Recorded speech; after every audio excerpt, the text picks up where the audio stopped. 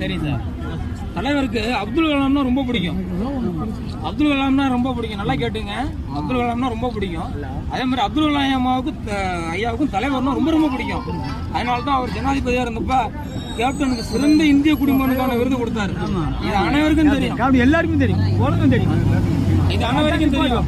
ஆனா அப்துல் கலாம் சொன்னத எவ்வளவோ விஷயங்கள் சொல்லியிருக்காரு. ஆனா அப்துல் கலாம் சொன்னதை கேப்டன் ஒண்ணு அப்படியே கரெக்டா செஞ்சு காமிச்சாரு. என்ன தெரியுமா? யாராவது சொல்லுங்க பார்க்கலாம். என்ன சொல்லுங்க, நீங்க சொல்லுங்க. ஐயா என்ன தெரியுமா சொல்லியிருக்காரு? அப்துல் கலாம் இறப்பு ஒரு சம்பவமாக இருக்கலாம், இறப்பு சரித்திரமாக இருக்க வேண்டும் சொன்னது. அதை சொல்லி தந்தவர் அப்துல் கலாம், செய்து காமிச்சவர் கேப்டன். இறப்பு சம்பவமாக இருக்கலாம், இறப்பு சரித்திரமாக இருக்க வேண்டும் சொன்னது அப்துல் கலாம். அதை செஞ்சே காமிச்சார் கேப்டன்.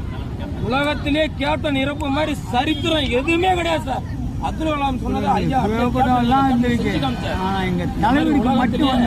இந்தியாவிலேயே எந்த ஒரு அரசியல் கட்சிக்கு இந்த மாதிரி ஒரு மரியாதை யாரும் இல்ல. இங்க பாருங்க, யாரும் பெரிய கோடீஸ்வரர்லாம் கிடையாது. அன்றாட கூலிக்காரங்க கொடைக்கானல் நாகர்கோயில் அவன் பொண்டாட்டி விட்டு கொலை போட்டு வந்திருக்கான் சார். ஒவ்வொரு துண்டும் 500 பேருக்கு சமம்.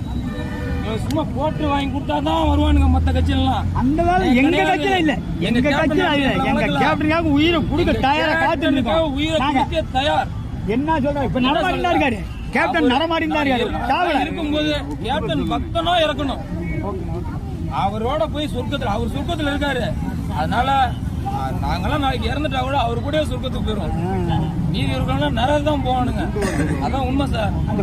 ஓட்டுக்கும் கோழி பிரியாணிக்கு ஓட்டு போறோம்னா மற்ற கட்சிக்காரங்க. நாங்க அப்படி கிடையாது சார். கேப்டனோட தொண்டனாயிரத்துக்கு நாங்க ரொம்ப பெருமைப்படுறோம். விஸ்வந்தி மாவட்டம், கள்ளக்குறிச்சி மாவட்டம்.